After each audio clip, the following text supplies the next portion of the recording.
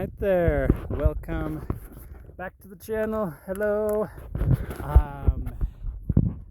So I actually got my stuff to put the phone on my chest, but I realized if it's on your chest, if there's any crawling at all, it doesn't really work. But yeah, so we were walking and we just found this cave. It was when I was looking for my brother actually told me about a cave he found, and we thought it was here, but this is something else. So I'll just give you a little look inside. Oh, that's one of my friends, by the way. He's making sure the beasties don't eat me. That's my biggest job ever. Yeah, it is. Okay, so this is oh my gosh. In theory, I am the monster. This doesn't know until the very end. Well, that's a bummer. This is crazy. Standing right here in front of this, there is cold air billowing it out. It feels like I'm standing in front of my freezer on a hot day. Or like some cooler or some kind. Yeah, this is like, holy cow. It's literally just blowing into my face. It's like if you were like standing in front of like a swamp cooler. Or like something. Yeah, like a swamp cooler dialed all the way down on low. Yeah. That is just crazy. So yeah, let's take a little look here.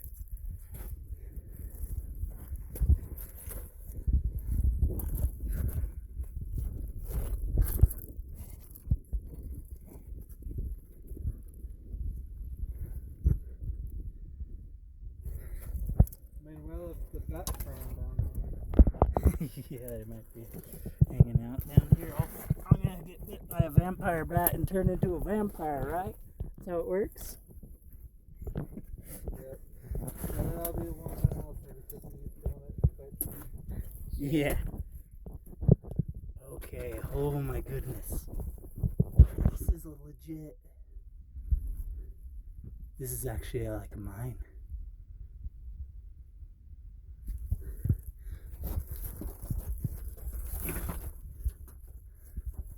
Yeah, look at that. There's literally the old mine cart stuff right there. I wonder how. Wow, that goes back far.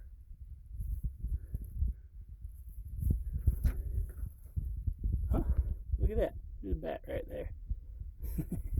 Okay, I don't think my friend wants to come back in here. Honestly, I don't think we are quite prepared for this because we don't have jackets, and it is actually getting kind of late in the day already, so heading deep into this, it might be a bad idea. So I think I'm going to go just right down here a little bit. I'm not going to go very far in. Also, you gotta be really careful with actual mines like this because you never know what's hanging out down here. You could have, well, whatever can fit through that opening.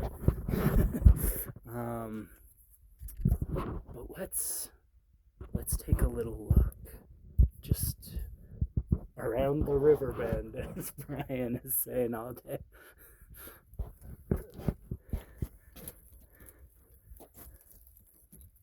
Oh, this is so creepy. There's no way there are not beasties in here ready to eat me. There's no way. Oh my gosh! Brian! Was that you throwing a rock? No. Don't lie to me. You terrified me so much. It's okay, it'll be good for the video, just not good for my heart. Oh man. This is an actual mine.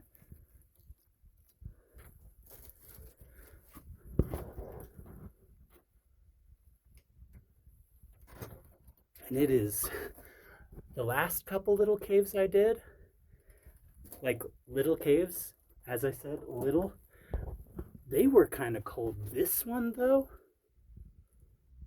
This is something else entirely. I'm just gonna go to the edge right here and look over this, and then I'm gonna head back because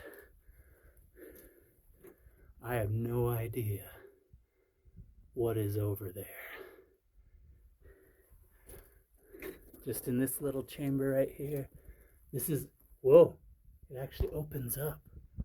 Look at that.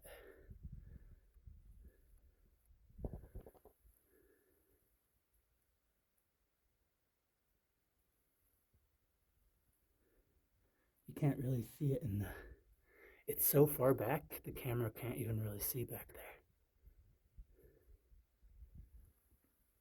But it goes quite a ways.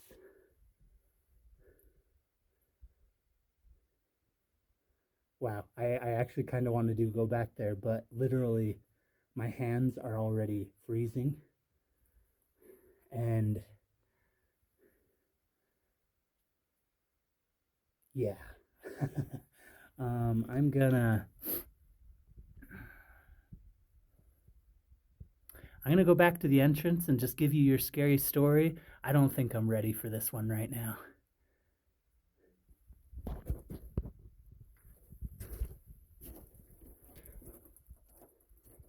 Yeah, holy cow. This is just crazy how far back that goes. I wish you could see it better on this camera. Oh, I guess you can see a little better like that. See, that is not even the back where you can see right there.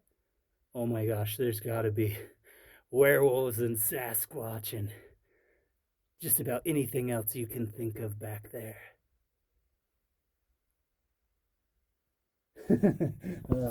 It's creepy. I feel like I need to keep my head turned towards that way because who knows? Let's. I'm going to tell you a little scary story here right at the entrance. Like I said, I don't think I'm ready for this one. Got my bear spray right there just in case beastie comes out of the cave for me. All right.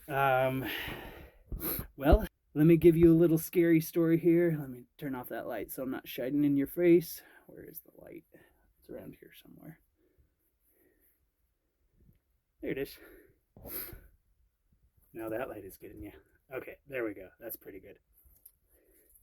And I will just keep this pointed in that direction, and I'll be able to see anything coming.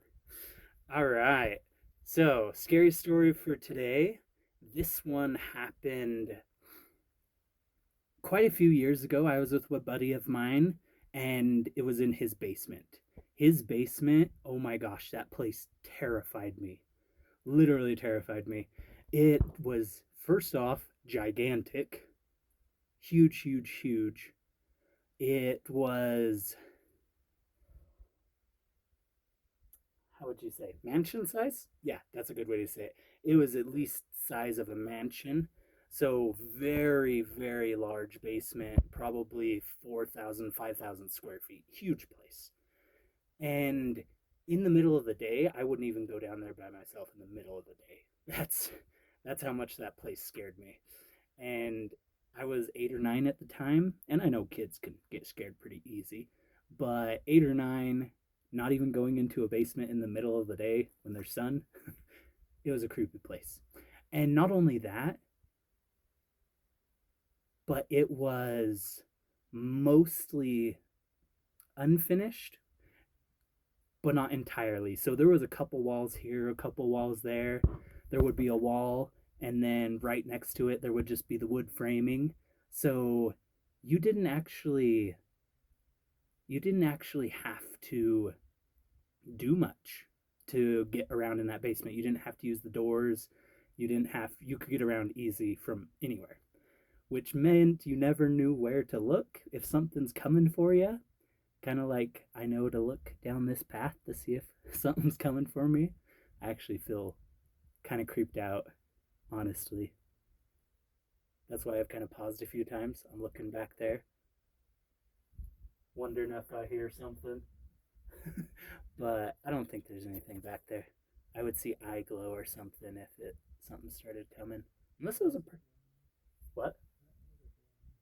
Your eyes are not glowing. You're not a monster. um, okay, but back to the story. So this basement is a very creepy place, and there was lots of places to hide, and you never knew where to look if something was coming for you down there. Which I'm sure a lot of it was imagination, but I thought something was down there. We would often hear creepy noises, hear creepy things moving around, and one night, me and my buddy decided we were going to sleep down there because there was one room that was mostly finished. It had all four walls, but it didn't have a door yet. So the door, it was just a hanging blanket that came about 2 feet off the ground, so you could see under the edge of the blanket a couple feet out into the basement. And as we were sitting there just kind of playing, it started getting late, and then we started hearing something move around out there in the basement. And that was kind of creepy. So there's a bunk bed in there. So we jumped up on top of this bunk bed, and we were just sitting there huddled up on this bunk bed up top. And before too long, we start hearing something moving around coming closer to us. And me and him both kind of thought, well, maybe it's one of his dogs, because he has some dogs, so maybe it's one of his dogs moving around out there. But for some reason, both of us were just really, really scared. We just felt really scared. So we decided to not say anything and just watch. And pretty soon, here comes this foot on the other side of the door. Foot actually isn't accurate. It was a paw of some sort. Honestly, my first thought remembering was that there is a white tiger standing on the other side of that hanging blanket. There's a white tiger there because it was just a massive white furry paw. That's what it was. And I'm talking massive, like the size of a grown man's chest, massive. So very, very large, way bigger than any of his dog's paws. And as we're kind of sitting there just watching, waiting, wondering if whatever this thing is gonna come in and get us, it probably wasn't very long, but it felt like 20, 30 minutes. So it was probably actually like a couple minutes. But it just stood there right in front of the hanging blanket, just stood there.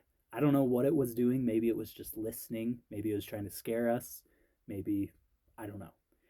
But after a few minutes, it just stepped away, and then it went quiet again in the basement. Couldn't hear anything. So we just waited there huddled on that upstairs on that bunk bed for until the sun came up. We could not handle it. We waited up there till the sun came up. Then when we heard people moving around upstairs, we just ran as fast as we could and hoped nothing came after us. So that's my scary story. And oh my goodness, I it feels like there's something back there. I know it's my imagination, or I think it's my imagination, but it seriously does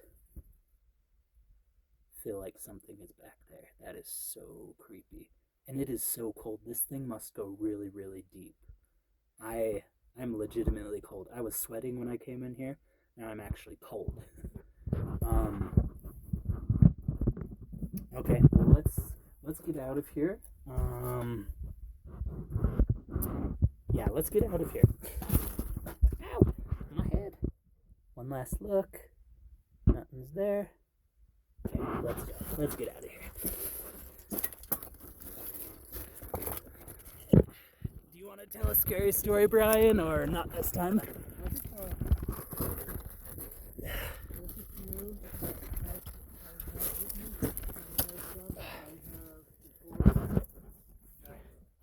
Give it to me.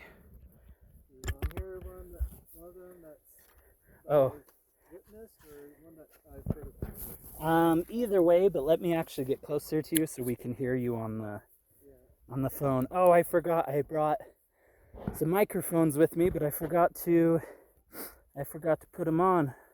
So one of them. Yeah, it fell, and then I put it in my bag. But here, let me come closer to you so that we can hear you. Let's come down here because it's started getting more cold. Yeah, it is pretty cold. Tell us a scary story. Okay, so the one that I've heard about, it involves here in Utah. It's it's a camping ground. This happened at a camping ground called Moon Lake.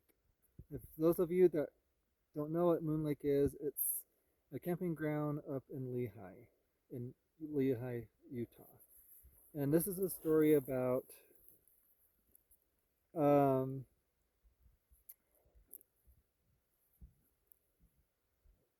that there is a little girl spirit that haunts there. And the reason why she haunts there is because the Moon Lake is the lake that she drowned in when she went camping with her family. Um, so what the haunting part about it is that people that haunt at Moon Lake, they have some witnessing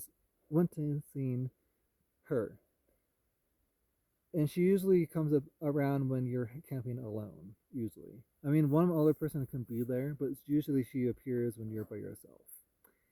And so I had there's a story about this guy I know. He was camping there one night, and he was by himself, and then he was in his tent, and then like all of a sudden he sees a shadow. There's like no light, just the moonlight. And then he's like, what was that? And then he opens his tent, nothing there. He's like, maybe it's just the trees of the shadows. And then he like closes the tent door. And then